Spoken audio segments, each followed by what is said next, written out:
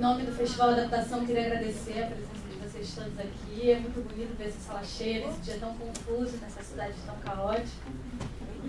Além da presença de vocês, que é a coisa mais importante, queria agradecer também ao Columbia Global Center, que está organizando esse evento de hoje, que vão dar uma faladinha aqui, a Globo, que é a nossa apoiadora desde sempre, desde a primeira edição, e ao CCBB pela sessão de espaço.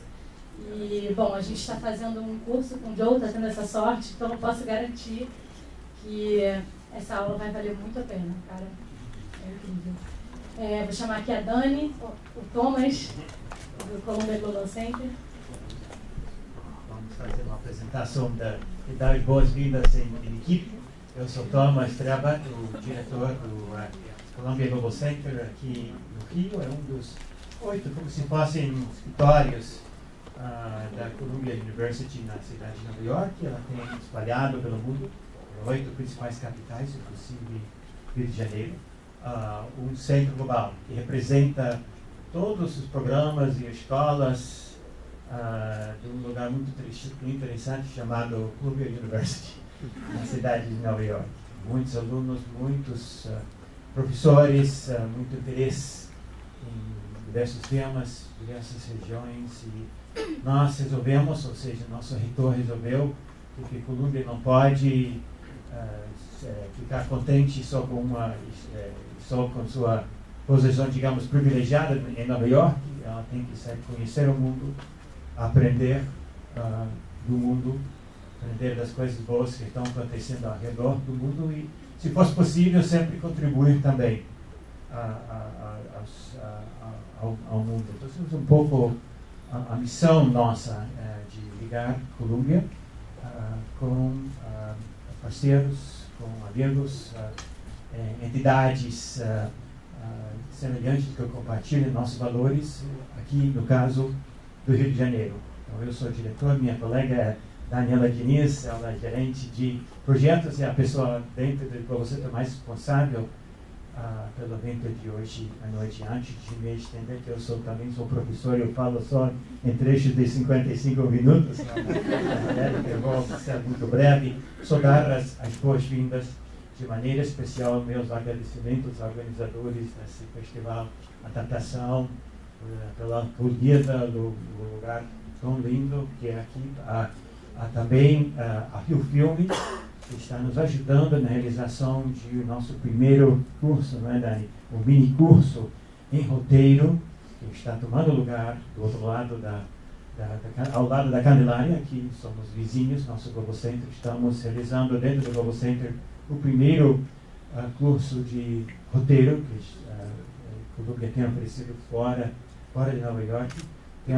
Quero dar as boas-vindas também de maneira especial 15, não sei quem são, eles sabem, 15 alunos que estão participando nessa estreia desse mini curso. Eu agradeço muito sua boa vontade, por ter nos acompanhado nessa aventura.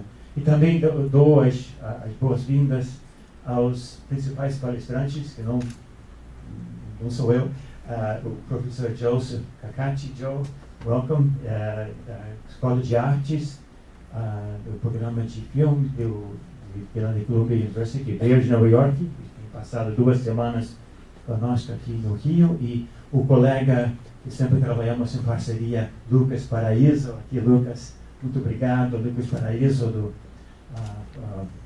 bem conhecido como profissional jurista aqui no Rio, e para nós, nosso colega na PUC, na Escola de Comunicação da PUC, que tem nos acompanhado. E seria omisso não reconhecer também que, quando eu vim aqui, o curso está sendo ministrado em inglês, então eu me perguntei por que me esforcei tanto para aprender português, que todo mundo aqui já no Brasil está falando inglês, mas não é o caso. Então, organizamos os fones de ouvido e o equipamento de tradução. Por favor, não hesitem em fazer uso. E por isso eu quero muito agradecer o consulado americano, na pessoa do nosso colega Mark Stroh, que é ex-aluno da Columbia, a Escola de Jornalismo de Columbia, que nos ajudou no fornecimento desse equipamento de tradução. Então, muito obrigado. Eu quero passar a palavra para minha colega Daniela, também dar as boas-vindas. Obrigada a todos vocês por estarem aqui. É um prazer muito grande recebê-los e estar com a casa cheia. Mais uma vez, obrigada ao Festival Adaptação, toda a produção tem sido incrível. Mas eu queria reconhecer, antes de falar um pouquinho do curso, dos alunos, ex-alunos e futuros alunos de Colômbia que estão reunidos aqui.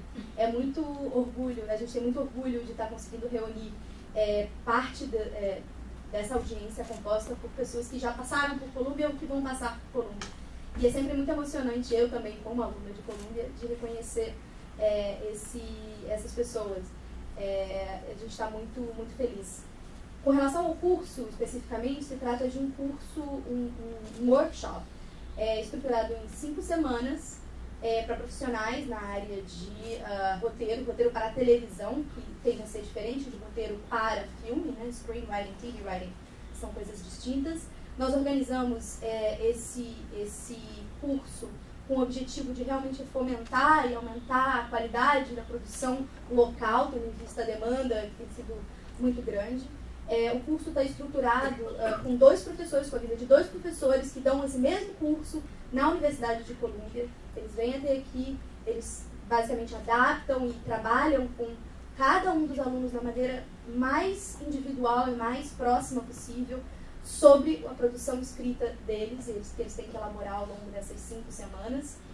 Além disso, nós temos a participação de 2 ex-alunos do programa de cinema que atuam como TAs, como monitores, e que tem sido uma ajuda e um trabalho incrível que eles têm feito.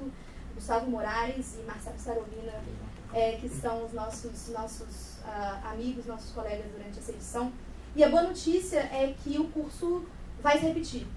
Para quem não fez, para quem perdeu a data, para quem está interessado, para quem só está sabendo disso agora, a data de application, né, de candidatura começa em 1 de junho, vai até o final de junho. O curso vai acontecer entre 4 de agosto e 5 de setembro, numa estrutura bastante parecida do que aconteceu agora. Acho que qualquer um de vocês que tenha dúvidas sobre qualquer assunto relativo ao curso, que entre em contato conosco pela internet, ou mesmo que fale com os alunos. Eu acho que os alunos são os melhores porta-vozes do que o curso está sendo, do que o curso pode ser para cada um de vocês. A gente vai continuar fazendo algumas outras atividades no segundo semestre na área de audiovisual. Temos outros professores da escola de cinema vindo para workshops, atividades, além do curso.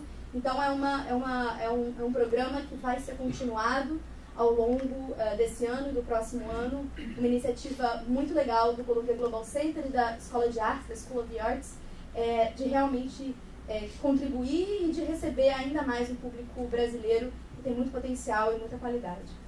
Isso, e divirtam-se e aproveitem. Muito obrigada.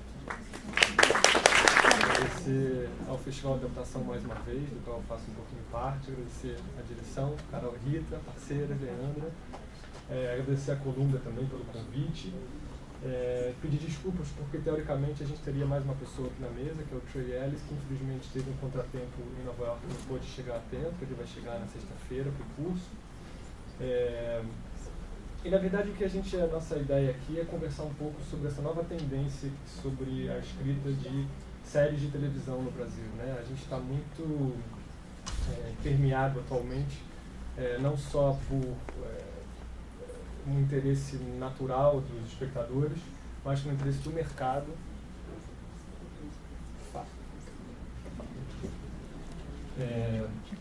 O interesse do mercado também em desenvolver, produzir e fazer com que essa seara de séries se abra no Brasil. A gente está muito acostumado com a telenovela aqui no Brasil, então acho que a abertura para esse novo tipo de linguagem, para nós pelo menos, ela se solidifique, se sedimente, e é isso que a gente quer discutir aqui um pouquinho. I don't know if you want to speak, introduce yourself. Eu queria começar... Meu português é terrível. So from here on, it will be English. Desculpa. And how is that for sound? Can you hear me if I talk like this? Se alguém tiver algum problema, Just a show of hands. How many people are listening in Portuguese? quantas pessoas estão com a tradução? Okay. And how many people in English? Okay. And how many people are not listening.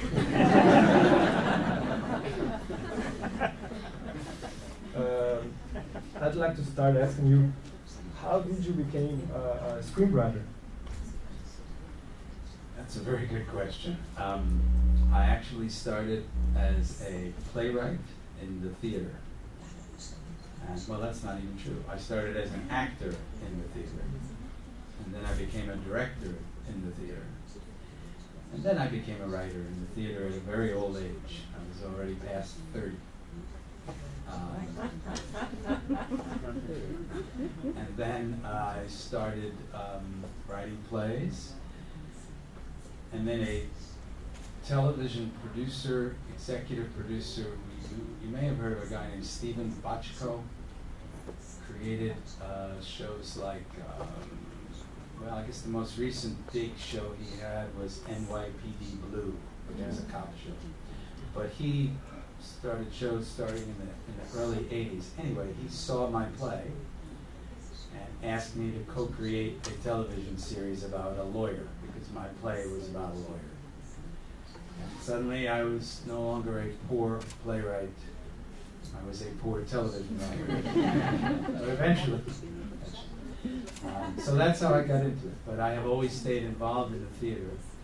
And in the United States, many television writers and a fair amount of screenwriters for the movies. Why am I pointing there? I don't know, there's a big screen up there. Many television writers and screenwriters came out of the theater and wrote plays or continue to write plays. So, anyway, long answer to a short question. Which were your favorite TV series that you started to watch? Well, if I, what are you saying, Daniel? If I were to tell you my favorite TV series, you wouldn't know any of them because they were back in the days of the dinosaurs, long ago. So I grew up on shows that no one's ever heard of. But eventually, I really got to like shows like Hill Street Blues, which was a Stephen Bochco show. So when I got to work for him, that was fun. And I think in later years, probably I liked shows like Curb Your Enthusiasm, which is a Larry David half-hour comedy, and more recently Modern Family, which is, you all know, an NBC show.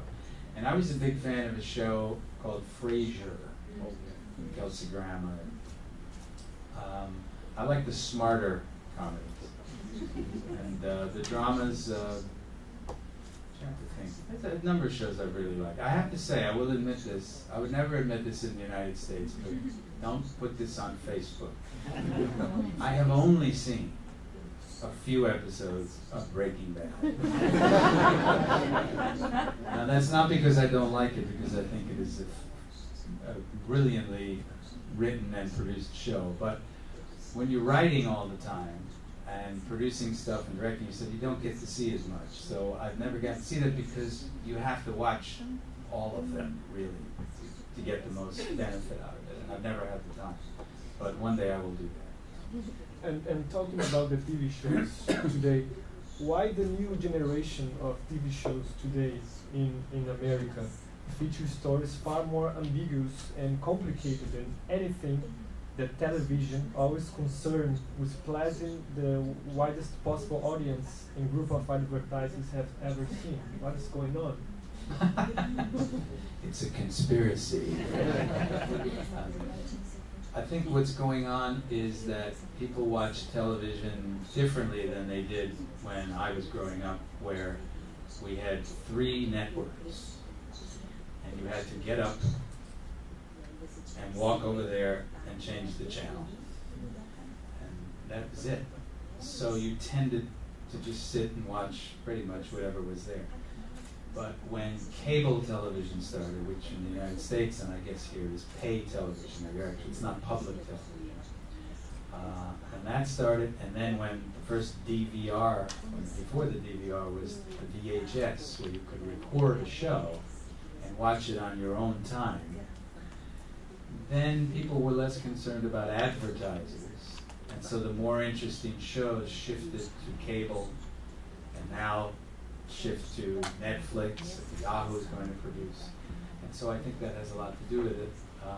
And also, the culture in the United States has naturally grown up a bit and gotten more adult, and people can, what was scandalous in 1965 is now considered very soft in 2014. So the culture has changed a lot as well.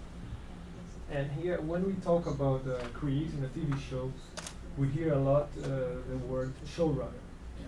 You know, everybody wants to be a showrunner. Like, people have ideas and they want to study to be a showrunner or working to be a showrunner. What is a showrunner? What does a showrunner do, and how to become a showrunner?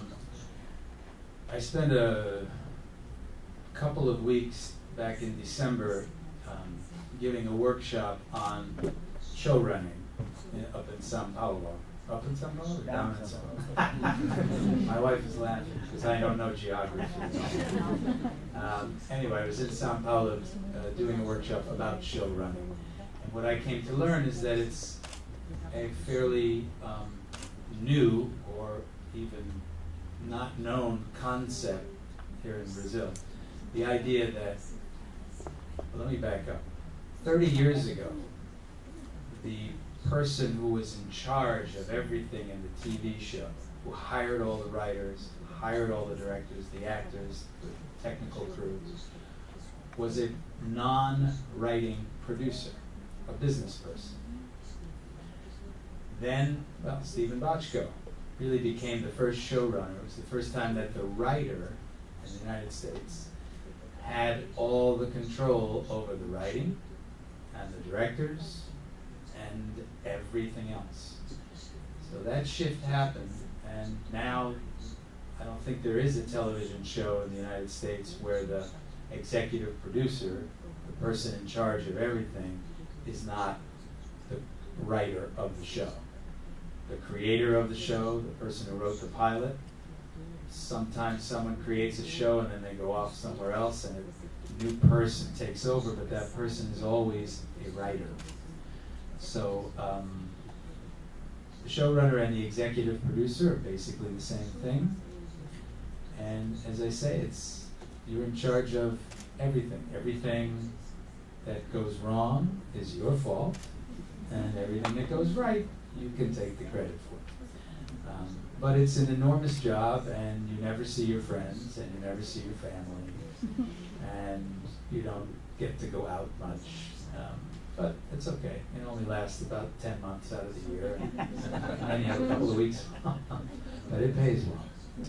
But the showrunner directs, writes, produces? The showrunner writes and is the overall producer, is the big kahuna producer, and writes many of the episodes and is the head writer. And you hire a staff of anywhere from 4 to 7 writers, and you sort of have what's called a writer's room, which is a very creative way of saying a room with writers in it. That's all it is a room with writers, and a board, and you write stuff down. And you basically make up every episode of the 15 or 20 or 22 or however many you have, and then different writers on the team go off and write their episode, comes back to the showrunner, you read it, you give them notes, it comes back again, and then occasionally you rewrite it yourself. I don't like to do that, other people do. So that in the course of a season, as the showrunner, you maybe write anywhere from 3 to 7 of the episodes, and the rest of them are written by your staff. And sometimes you all collaborate and write an episode together. So I'll write the first act, and you'll write the second act, and he'll write the third act, and she'll write the fourth act. And then the showrunner's job is to make sure that it all sounds like the same show. So that's how that works. And so you don't necessarily direct, you have directors. Although I directed the last episode of a series of mine one year, but you don't really have time to direct much. So by the last episode I thought, okay, I'm almost dead anyway, I might as well direct this one. and how to become one. What should we study? How to become one. What's like the Well, way I can't speak for here, and I think that's part of maybe tonight's discussion is the way it works here and the way it works there, and who can borrow from whom.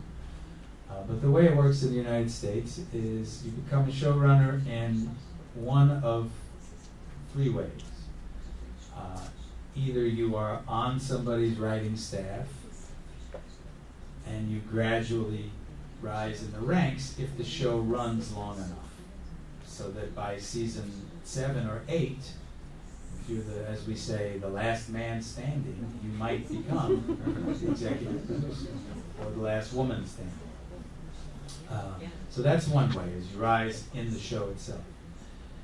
The other way is you sell a TV pilot that you wrote, and the network buys it. And if you have enough experience as a writer in the business, like on someone else's show, then they will let you be the showrunner of your own show. The other way is, which actually is what happened to me, is somebody writes a pilot and sells it, but they don't have enough experience to run the show, and so the network and the studio, because they're collaborators, bring in a person like me who then takes over the show and takes over the writing and everything else we just talked about. So those are the three ways that it can happen. So it can happen at a very early age. Well, a perfect example is the show on HBO that you may have seen called Girls, which is, oddly enough, about girls. And that woman who, Lena Dunham, is the writer and the producer and the lead actress. So that's unusual. That almost never happens. But they liked her script, and she had a colleague who you all know is a director whose name is escaping me now. Who is it? Judd. Yeah, Judd Apatow. Thank you. Why don't you? It's Judd Apatow was kind of her in her corner, let's say. So he said to the network, "You should let this girl just run her own show," and they did. I mean, that's not the exact conversation, but that's pretty much what happened. But that's unusual. Usually it takes, they would rather you have a lot of experience, because when you're running the show, let's say it's a 1-hour drama, the budget is somewhere around, I don't know, $3-4 million, so 7-8 million reais per episode. So they're not going to allow somebody with not a lot of experience to be in charge of all that money and all those people and everything. So, but if it's, by the way, how many people in the room are writers? Raise your hand. Okay. And how many of you are television writers or aspire to be television writers? Yeah. So there's no reason.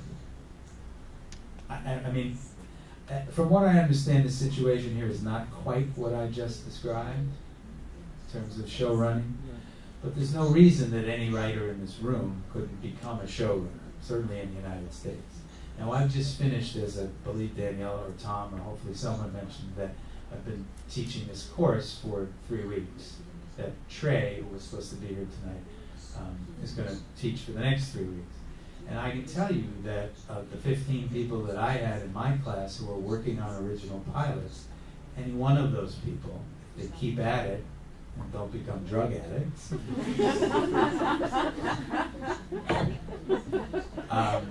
they're all here tonight, by the way, that's why I can see. Any one of them are talented enough and smart enough and dedicated enough that they could become showrunners if they wanted to. Now, when I taught the course on showrunning in Sao Paulo, there was a writer who I've become very friendly with, who's been writing soaps and shows for many, many years. He's been around a long time. And by the 5th day, when everyone really understood what show running was, and a lot of the young people said, "Yeah, I want to run my own show." And Manuel raised his hand and said, "I don't want to run my own show. It's too much work. I want to write and go home." So it's not something you have to do, but The idea of it is that if you create this show, it probably would be good if you then were able to steer the ship and determine how that show develops as it goes on and on and on. That's the philosophy behind it. Well, talking about selling projects, I'd like to speak a little bit about the idea of the pilot. Yeah. The importance of the pilot to sell a project. How do you see, as teacher and also as a screenwriter, how do you see, what do you consider a good pilot and what a pilot must have to sell? Well, we've been talking about that in class for 3 weeks, and they've been writing pilots, so I should probably let one of you guys answer that question.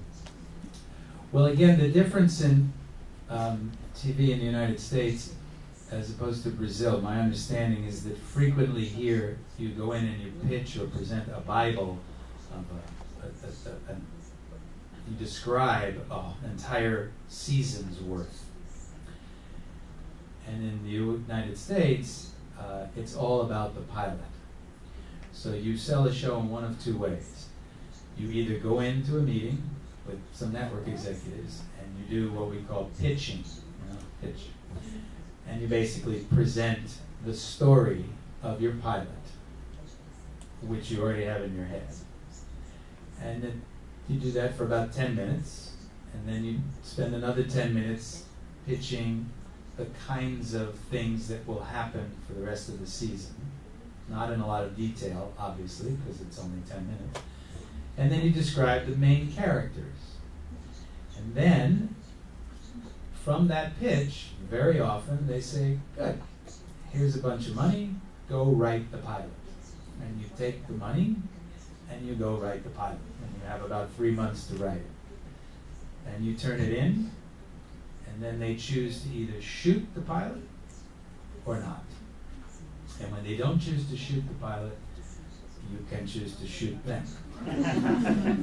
Because it's very depressing when they don't. And then they watch all the pilots that they have produced. And then they select a very small number of those and send them into series. So they order 7, 10, 12 episodes of that. Is that all clear? So that's how that goes. So that's one way to sell it.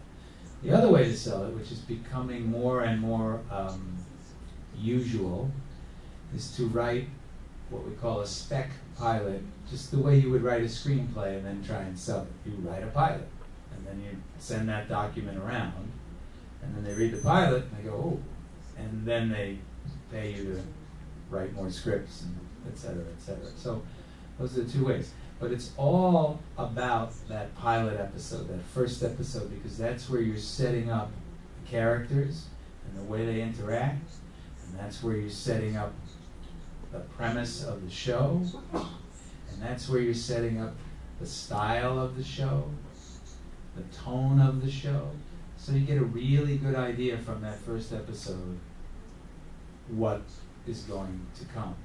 And as I've been beating into these poor people for the last 3 weeks, in a movie, you have a beginning, and a middle, and an end, and we go home.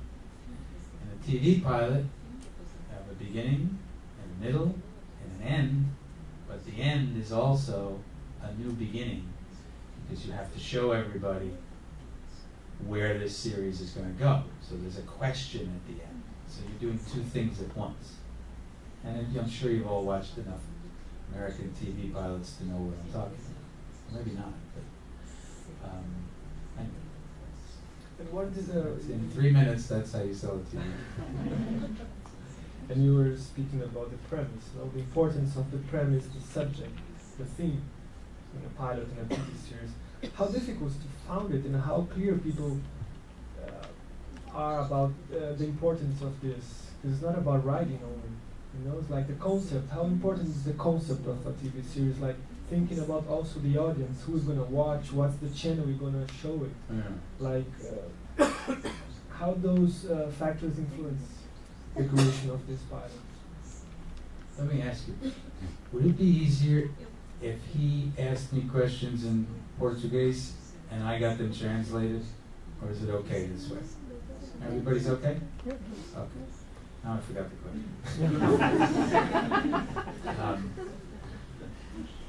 Well, as a writer, first of all, my advice would be to never worry about how you're going to sell it until after you write it. Because I'm a big believer that we all have two sides of our brain.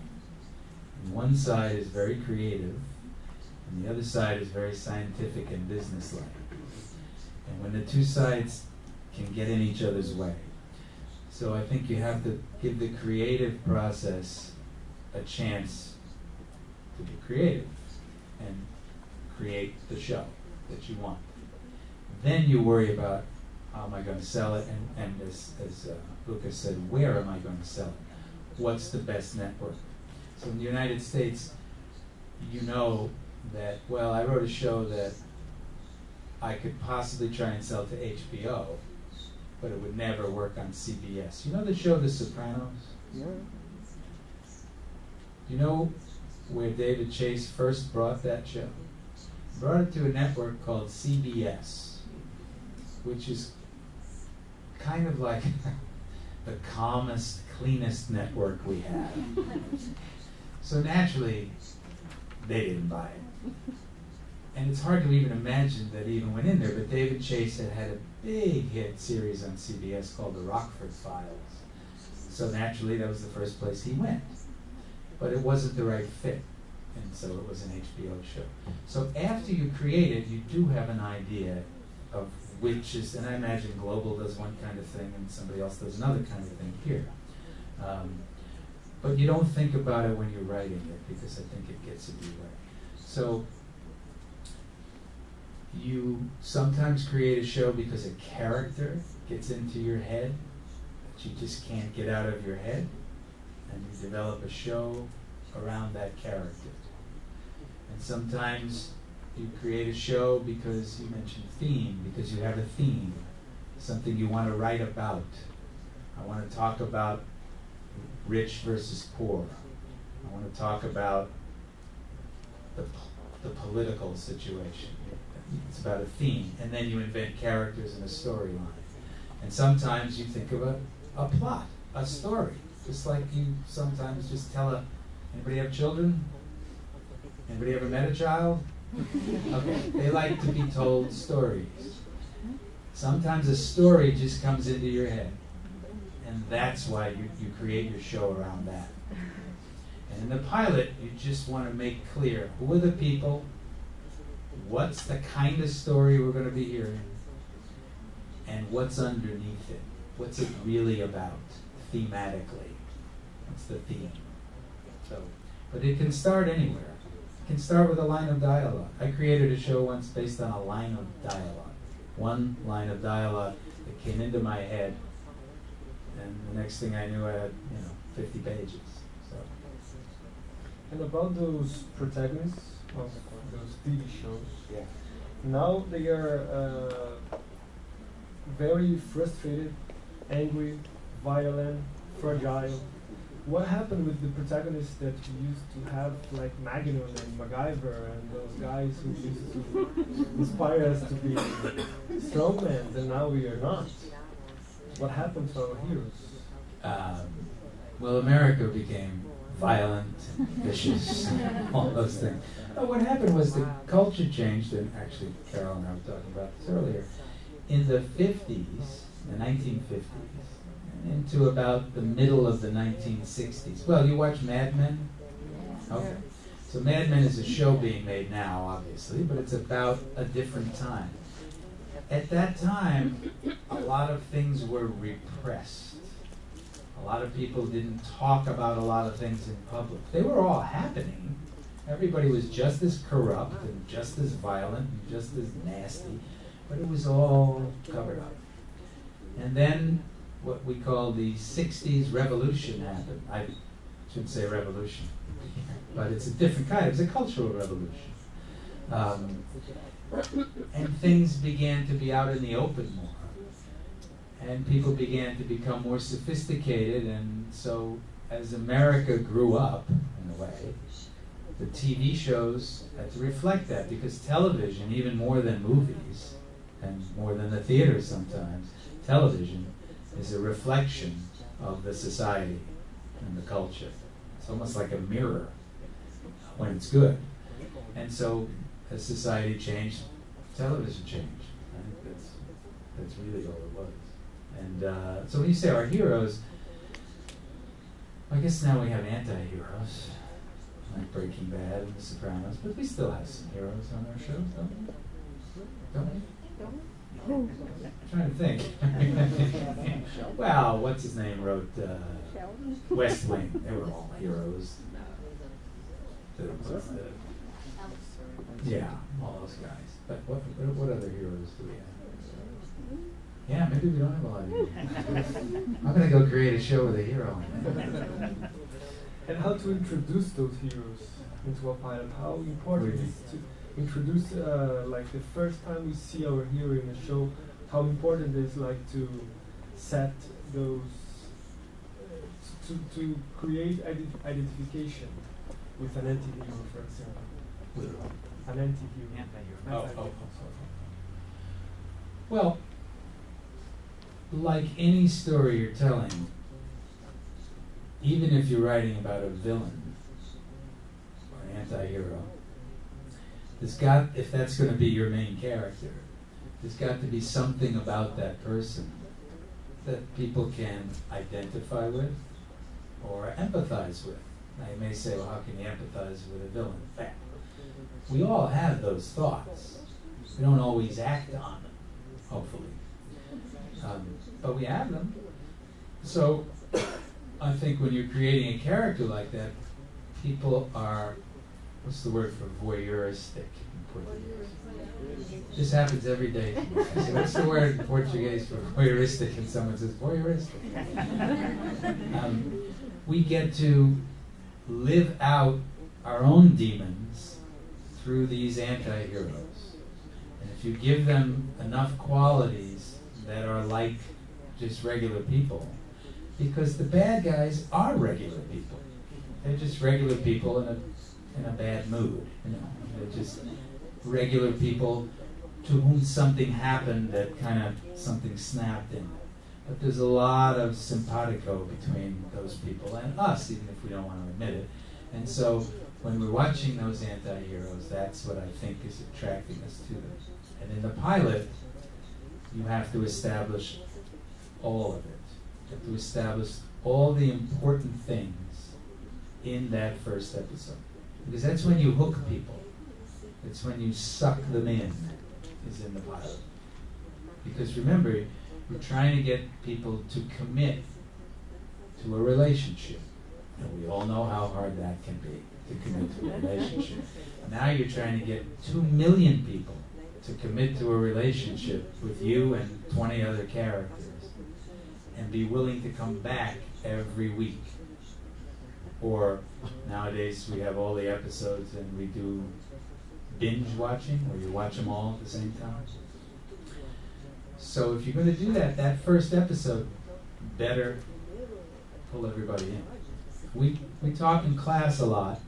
A lot of times it's come up that people have great ideas, not just for the pilot, but for episode 7, episode 10, episode 20, season 3.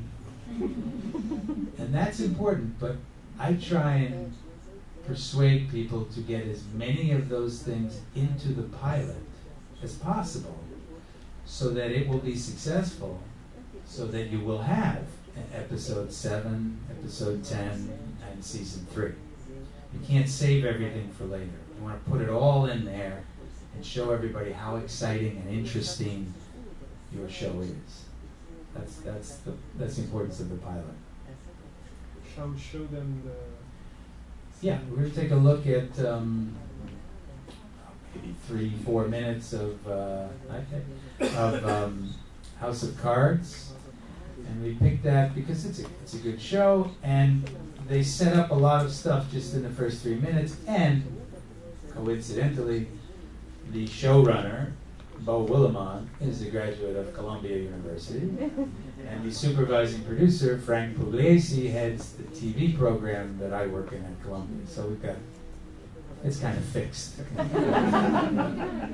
Anyway, he comes out, he sees a dog that's dying and he kills it. And so right away you know that this character is not a nice guy. And that's the first scene. And he's an anti-hero. Why am I pointing to Lucas? Lucas is a hero, not an anti-hero.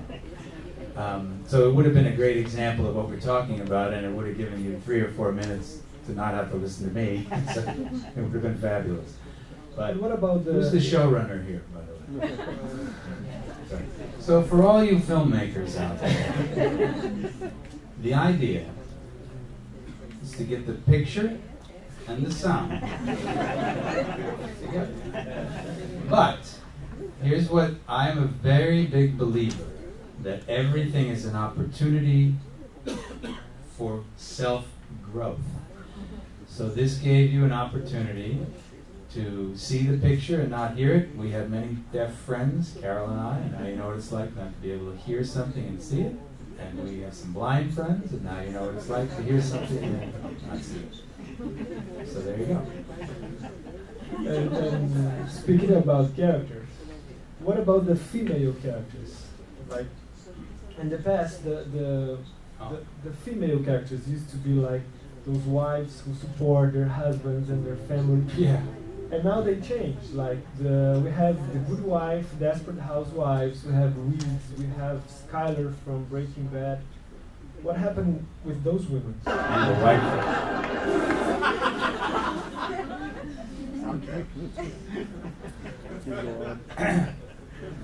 And the wife in House of Cards, Robin Wright's character, is not Mother of the Year either. What happened, again, is a kind of a reflection of the culture. I mean, in the United States, women were expected to act a certain way and be a certain way and perform a certain function as a housewife and mother and all that. And then with that same 60s revolution was followed by the feminist revolution, and all that went away for the most part. And so as society changed, eventually television changed. But I will tell you, I actually was the co-creator of, I actually didn't even know this until you and I were talking earlier, and I remember, of the first 1-hour drama in the United States that had a female lead. In other words, the main character, the main protagonist, was a woman. That had never happened before. No network would put a show on unless there was a male lead. Now, if he had a female co-lead, that was okay. The show called Moonlighting with Bruce Willis and Sybil Shepherd. But there had never been a show with a woman in the lead. They were deathly afraid of doing that. They used to say, oh, a woman will never be able to carry the show. That's the phrase, carry the show. But the woman who played the lead in my show had a series on the air that lasted about 9 years, where she and another woman were the co-leads. And they were the first 2 women who had a show. It was called Cagney and Lacey. One of them was Cagney, one of them was Lacey, and they were women cops. So since she'd been so successful, they took a chance on her in this show. And now, of course, you have, as you mentioned, The Good Wife and a million other shows. So really, it's just, there was a time in the United States when African American actors were rarely seen on television except in very small roles. And then as the society appropriately changed, now, it's okay. But there was a time when, this was interesting, networks would not, if you went in and you brought them a show where there was a black person in the lead, they would find a way to tell you no, without ever saying that it was because there was a black person in the lead. But everybody knew that that was the reason.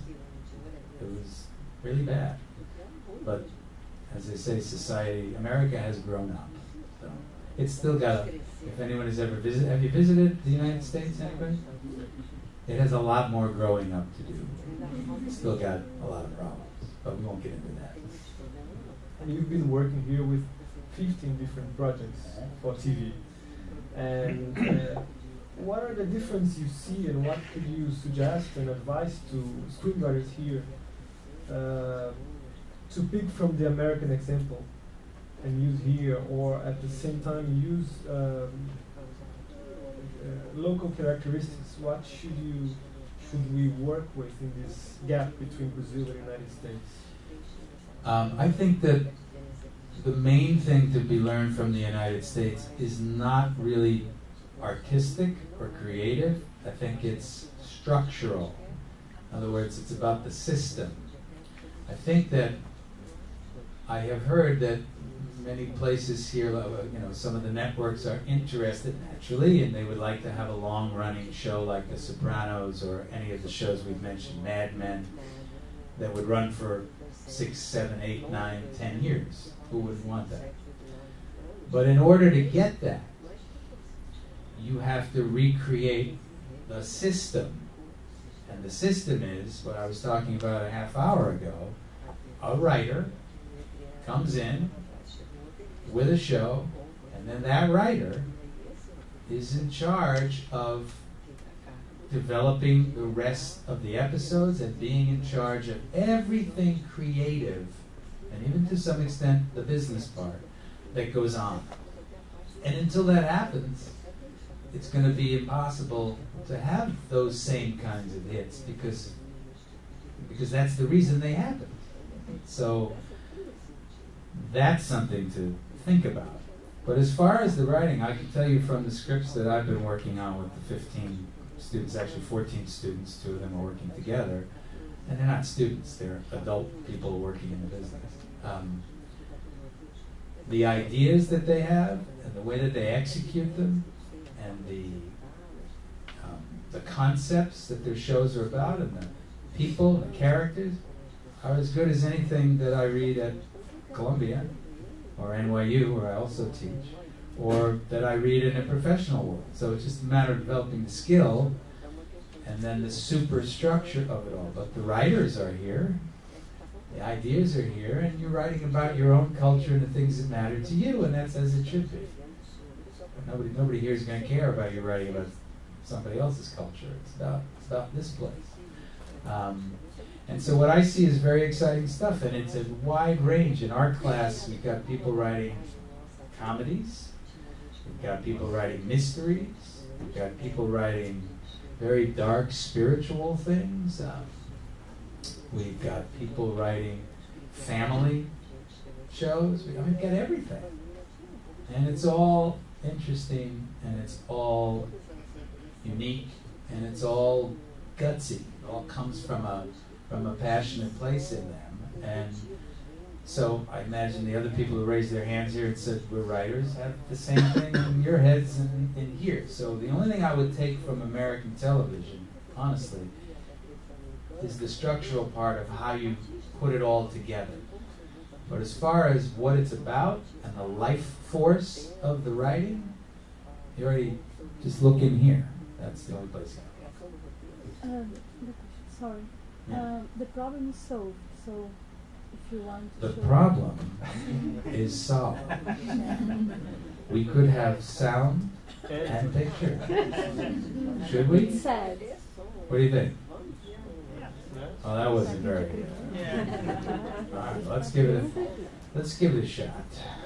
Now, at this point, let's hope you like it. Previously on House of Cards. There's a value in having secrets. Creatures like myself, like Claire, like Zoe, we wouldn't be ourselves without them. After all, we are nothing more or less than what we choose to reveal. And now you understand what I was talking about, the importance of the. Well, actually, even from the 11 seconds that you saw, and by the way, was there a translation? No. Okay. So what he said, as I recall, is secrets are very important to a relationship. And then he refers to his wife, and we see a cut of Robin Wright. We wouldn't be who we are without secrets, and we see her kissing a guy who was clearly not Kevin Spacey. So just, and then we lost it, but in those first 10 seconds, your main character is telling you some stuff that if you go on and watch the pilot and watch the rest of the series, that's pretty much what it is forever. It's about a secretive political world. And this guy, played by Kevin Spacey, who's at the center of it, is never being truthful, even with himself. And so he tells you that right in the first 10 seconds, and then it just goes on from there. So it kind of proves the point, even in its failure to communicate. You were talking about to import the American format. Yeah. How long should a writer's room last to write a season, for example? Like practical questions. How? Well, I think the writer's room concept in Brazil is different than the writer's room concept in the United States. Because my understanding, but somebody tell me if I'm wrong, is that you write a lot of episodes before you ever start shooting. And in the United States, we are writing and shooting at the same time. So the writer's room lasts, while you're shooting. So that, go back to the showrunner. When I'm in the middle of the season, at any given time, as the showrunner, I'm working on 3 or 4 episodes that are being written. I'm working on 1 episode that's being shot. And I'm working on 3 episodes that are in various stages of post-production. So we've got 7 or 8 or 9 episodes, not only in your head, but you're going to the editing room, you're going to the set, and you're in different parts of the season depending on which thing you're concentrating on. So the writer's room in the United States, you get together maybe about a month, maybe at the most 6 weeks before you start production, before you start shooting. So you're shooting and writing, and shooting and writing, and you don't know what the last few episodes are until you get there. Now that I think might be more similar to the soap operas here, when you're kind of making it up as you go along. But that's an everyday thing. We're once a week, not every day. So it's interesting. And by the way, what's really interesting about it, it's kind of like, I don't know if this metaphor will work in Portuguese, but it's kind of like a moving train. You can't get off it. Meaning that you are on the air with episode 5 while you're shooting episode, let me get this right. Yeah. You're on the air with episode 3, rather, while you're shooting episode 5 and you're writing episode 7, meaning it just keeps going. So you can't stop and take a couple of days. Or if somebody doesn't do their job right, like I once had a writer who did not hand in the script she was supposed to. And she kept saying she was going to hand it in, and she didn't hand it in, and she didn't hand it in. And I'm a very trusting person, so I thought she would eventually hand it in. And she didn't. And we were about, at that point, 1 week from what you call prep, where the director starts going to locations and hiring a cast, and we had no script. In 7 days, we were going to be hiring a cast for a script that did not exist. So at that point, we all sat down in the room, me and a couple of other people, and we just made up an episode and wrote it for 24 hours straight, and handed it to the director, and off we went, because you can't stop.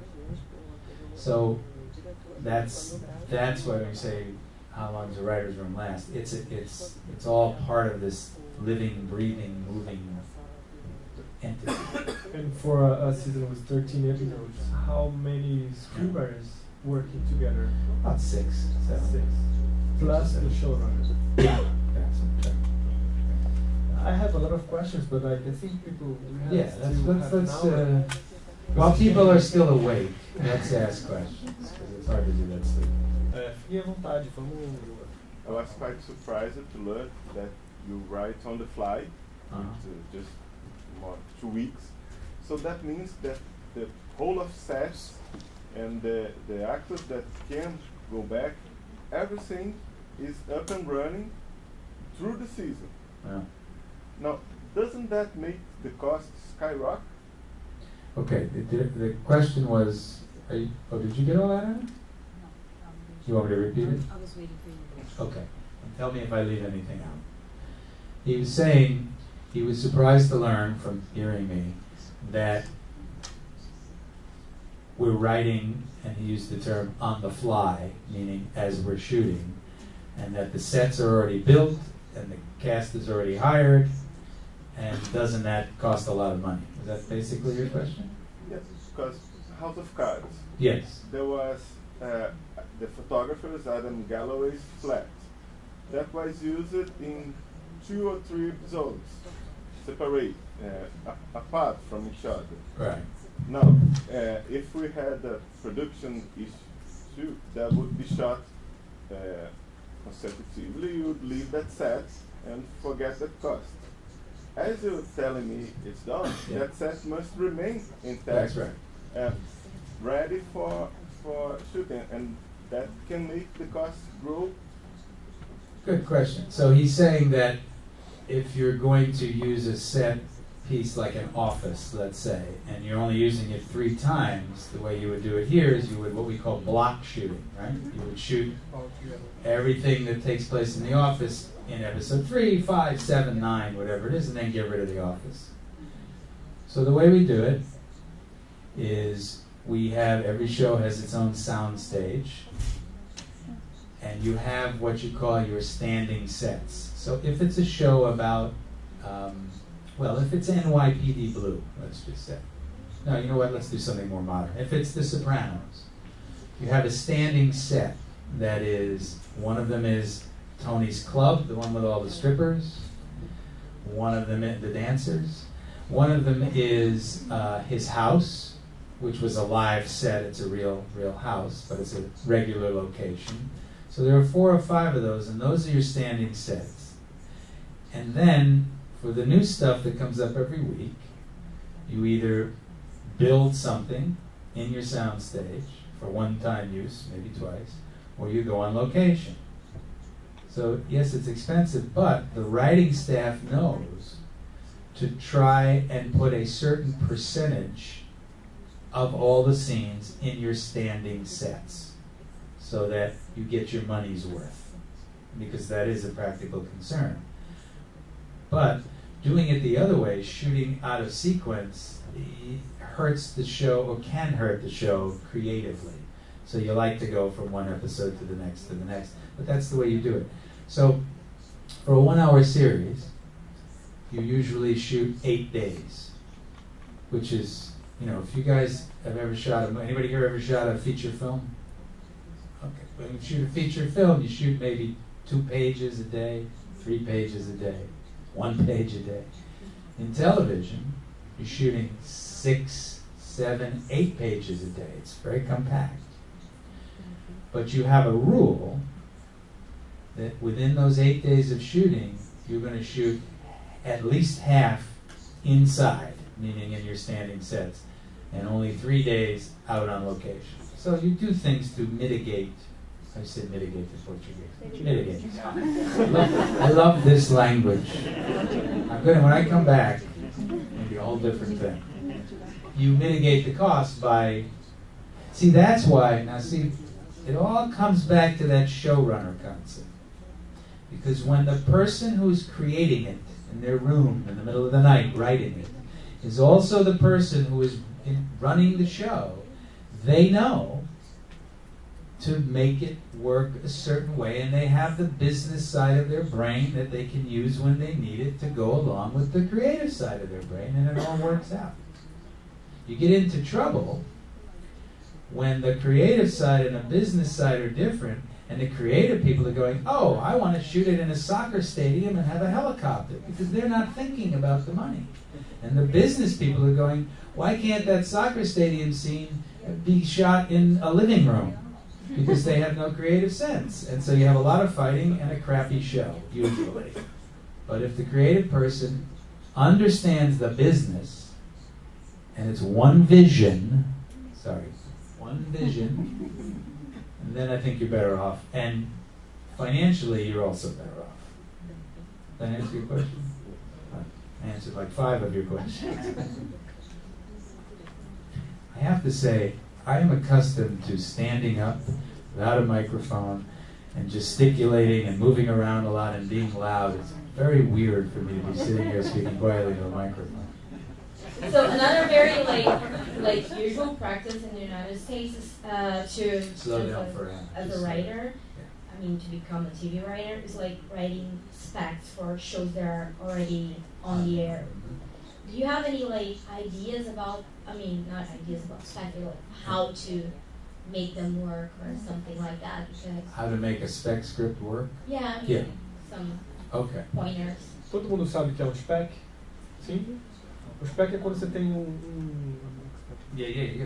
É quando você tem uma série que está no ar e você escreve um episódio para aquela série, né? Você inventa um episódio para aquela série e aí você usa isso como exemplo, uma amostra de trabalho. Anybody mind if I do this? No. I feel like a stand-up comedian. Did you hear the one about? So, a spec script is used as a writer's selling tool.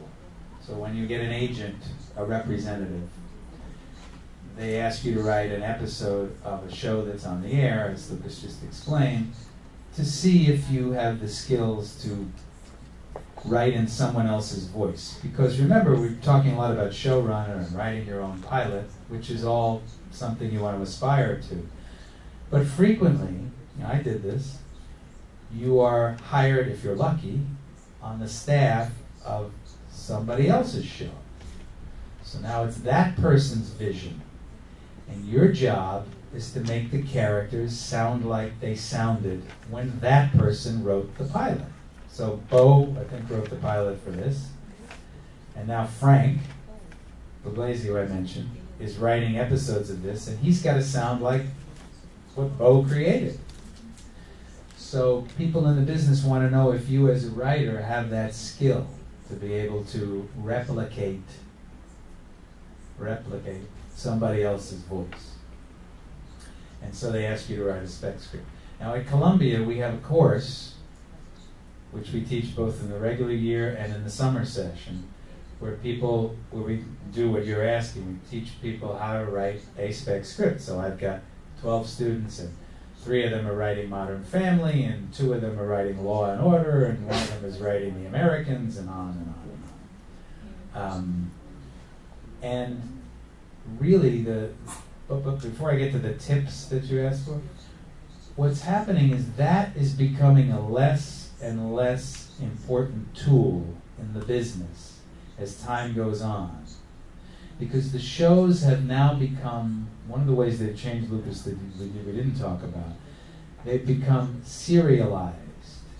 Meaning, if you watch, anybody ever watch Law and Order? Yeah. Or all the many Law and Orders, or CSI, or any of the shows with initials? Yeah. They're what we call standalone shows. So you can tune in anytime, watch an episode, and you get it. Nothing's connected to anything else except the characters. But more and more now, television in the United States is serialized, where, like I was saying, Breaking Bad, if you tune into episode 19 of Breaking Bad, and you don't know what the hell is going on, because it's all one story. So consequently, it becomes more and more difficult to write a spec script of a show because you can't get into the mind of the people who are creating it and making new things every day. So at Columbia, we have debated a number of times in the TV faculty whether we should eliminate the spec script because it's becoming less and less important as a tool. We've kept it not so much as a tool to go out and get a job with, but because for the writer itself as an educational thing, it's a good thing to have to learn how to write someone's voice. So finally, I'm going to answer the question you actually asked, which is, the tip is, as obvious as this sounds, you need to watch a lot of the show. And you need to just get it into your head. And if you are a writer, you are good at absorbing people's behaviors and sounds. So that's the dialogue. And then you need to study, just the way you would study biology or history, the structure of that show. Because every show has a different structure. Modern Family, watch it again. This time, analyzing it. Look at the structure. It's the same every week. Not just the talking to the camera, but the idea that you see a piece of each of the three families and go back and forth, and they connect a little bit more, and by the end they all come together. They pretty much do that every episode. So those are the two things to do. Get the voices in your head. It's a little psychotic, but you have to get the voices in your head, and you will be able to get them out. Uma coisa recente nessa serialização na TV brasileira, embora as novelas feitas na Globo principalmente já são conhecidas como roteiros de qualidade até no mundo inteiro, e eu gostaria de saber se tem alguma série americana, embora você não tenha muito tempo de assistir, mas que seja recente, que esteja meio que revolucionando como Lost, que na época foi um pouco marcante, assim, o jeito que ela era feita, o roteiro e tal. Ou então a Mad Men também, que os personagens são muito bem construídos. Eu queria saber se você indica alguma série recente que está trazendo alguma inovação. Eu queria só comentar que o Homem-Aranha 2, o espetacular Homem-Aranha 2, eu assisti, eu achei o roteiro muito bem feito, amarrado e embora não é uma coisa para se comparar, assim, é um filme comercial, um filme pipoca, mas eu achei o roteiro bem escrito mesmo, assim. Eu queria saber o que você comentaria sobre alguma série americana que traz uma inovação nos roteiros ou continua sempre a mesma coisa?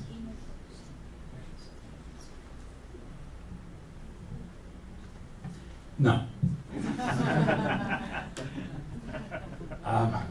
Why did you bring up Spider-Man? What the hell are you talking about? It's a fucking TV course.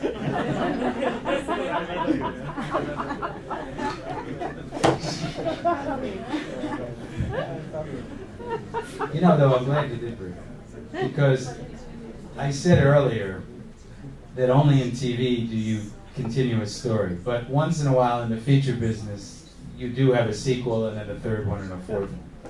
Okay, but they have 2 years in between. So you mentioned Lost, yeah.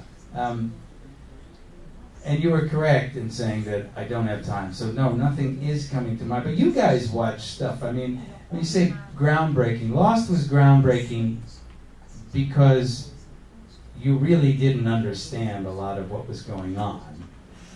But the way that they presented what was not going on was fascinating, so you just kept wanting to know what was going on.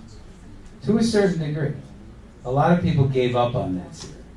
But enough people didn't give up on that series that J.J. Abrams, owns an island somewhere. Okay, he did very well. So, no, none of the... I can't think of one. But see, in some ways, Lucas brought the wrong guy. Because if it's about a survey of American television like that, lately, I haven't been watching it because I've been trying to do it. Lately being the last 30 years. No, that's not true. I watch a lot of pilots, but I don't usually have time to stay with the series. You know what was groundbreaking a while ago was 24, Kiefer Sutherland, which they're now bringing back. But interesting article in the New York Times that it doesn't feel groundbreaking anymore because television has come so far since it's been off the air with the kinds of things you're talking about, that now the 24 hours in a day, which was groundbreaking, so what? Here's a groundbreaking show that did not get off the ground. There's a writer, showrunner named Tom Fontana, who occasionally teaches at Columbia, and who actually hired me to run a show once. He wrote a show years ago called Homicide, which was a police drama. And then he wrote an HBO show called Oz, which was about a prison, which was very groundbreaking. I mean, it was like the bad part of prison. Not that there's a good part of prison, but it was rough to watch. I had to watch it because he was my partner. And it was brilliant, but it was very difficult to watch it. Anyway, Tom, because he's a groundbreaker, wrote a show, I can't remember the name of it now, but every episode was going to be one police interrogation in real time. So it was an hour show, which means it was about 45, 48 minutes long. And it was in real time, the cops interrogating this guy, 48, in one location, just in the room, and in the room just outside the room. Now that's groundbreaking because it goes the opposite way of Lost and all the other, what we call high concept stuff, because it's so simple. And it's just about the dialogue and the character. But he sold it, but then they never put it on. So anyway, there's one that. So I know the ones that didn't happen. I just don't know the ones that have happened. So I'm sorry. Hi. Do you want your money back now? Yes. I have two questions, actually. Okay. So the first one is if you think that Netflix and internet has or will change the way the writer creates because of the changing of the format. Because House of Cards and Orange is the New Black, for example, they don't have breaks. And I would like to know about that. And also, if you think that the TV shows and the series are getting similar to the cinema, the language, the way they use the cameras, and why is that happening? So the first question, I don't think Netflix and the internet is going to change it in the way you mentioned, like the no breaks, because cable TV, HBO and Showtime don't have commercials. So that's been going on for 20 years. What's interesting about the no breaks, though, is at least at Columbia and at NYU and just in the real life that I lead as a writer, we still think in terms of breaks. You know, are any of you feature writers? Any of you write feature films, screenwriters? So you know that we often talk about your screenplay in terms of the first act and the second act and the third act, even though there's no real break. But it's just a way of structuring a story.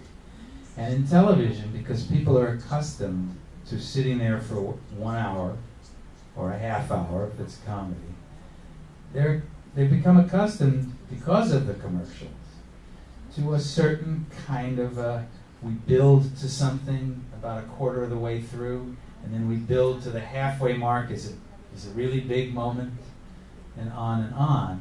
So even if you look at an episode of Sopranos, or if you look at House of Cards, not tonight, but if you looked at House of Cards, you would see that there is really a 4-act structure there, even though there's no break. So I don't think it's going to change it in that way. The way that it changes it is, I think, twofold. And one of these ways has begun. The idea that people can watch stuff whenever they want to watch it really makes us have to think as writers. First of all, it's kind of exciting because it opens it up a little bit for you. The other thing, you know, when I grew up, as far as I can remember, the first television that we had in our house, first of all, it was black and white. They're all looking at me going, huh? It was black and white, it was no color. And it was a very small screen in a big box. And then gradually the screens got bigger and bigger to the point where, you know, you had people going out and buying a 50-inch screen and watching TV on these giant screens, just like the movies in your living room. And now gradually the screens are getting smaller and we're watching series on our iPhone. Now what does that do to a director? You're worried about shot composition and all this kind of stuff, and people are looking at an image like this, so you have to take that into account. So I don't think we have the answer yet to those questions. I think we're still kind of working that out. There's this whole thing of web series, webisodes we call them, right? What do you say in Portuguese? I'm with you, I feel it. Those are sometimes 10 minutes, right? 15 minutes. Oddly enough, the American soap operas, when they started, they were 10 minutes, 15 minutes. So we're kind of going backwards in a couple of different ways. Now, I find that interesting. I myself, with a partner and a couple of other guys, so I guess that's 3 partners, started a short film series where we're making a series of films, not for television, movies, that are no more than, at the most, 15 minutes and frequently shorter. But they're real movies with a beginning and a middle and an end and a climax, and structured just like a big movie, only they're small. And they're in very limited locations, sometimes one location. And it's a fun way to tell a story, and the reason we're doing that is because, you know, you're sitting around with a group of friends and you want to watch something, but you don't want to commit the night, and so you dial into something and boom, you can watch a 10-minute thing, have fun, and then go out and drink and dance. So there's a whole different way to conceive of it, but it hasn't really, it's not done yet. I guess we're still figuring it out. So, what was the second part, or did I get to the second? Are TV shows similar to cinema? Well, they're certainly much more ambitious visually than they were way back when. But honestly, they've been trying to be visually interesting really since the 80s.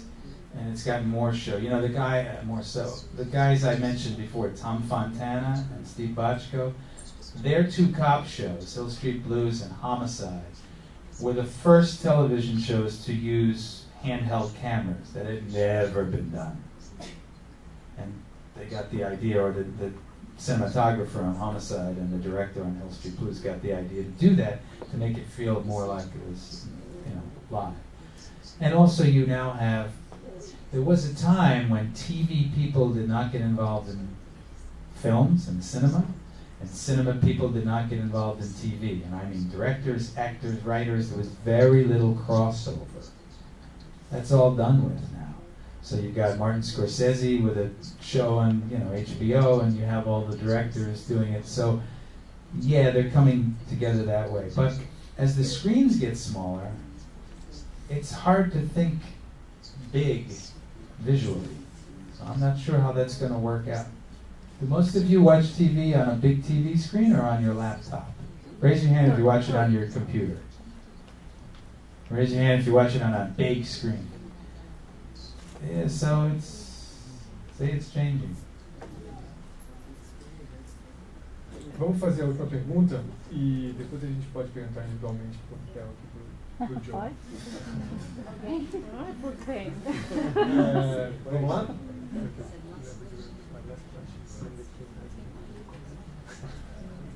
If you're going to ask me a question during the cocktail hour, ask it at the beginning of the cocktail if you want a coherent answer.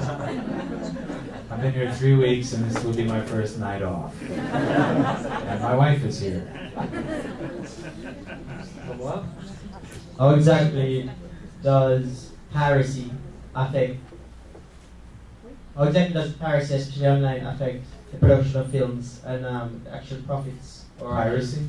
Actual profitability of TV series? You know, I think we should have another question after this because I don't really know, and the reason I don't really know is because I'm not in that end of the business. So I'm not sure. I do know that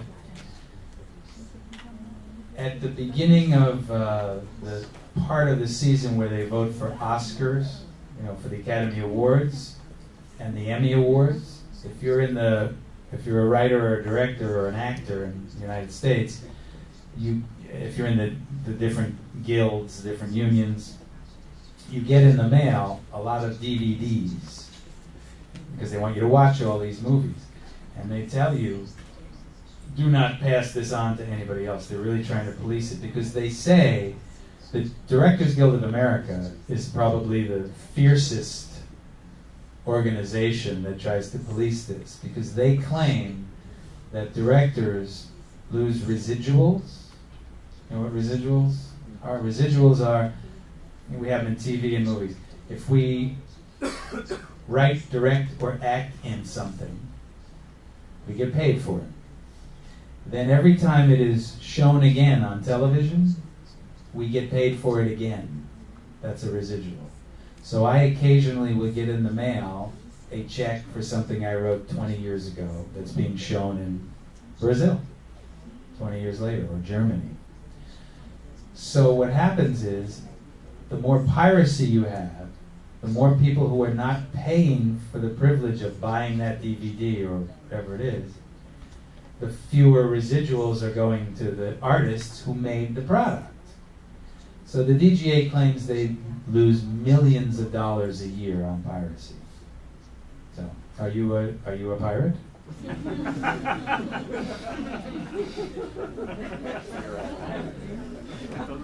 Bom, gente, a gente precisa encerrar. Obrigado. That's it. Thank you, Joe, very, very much.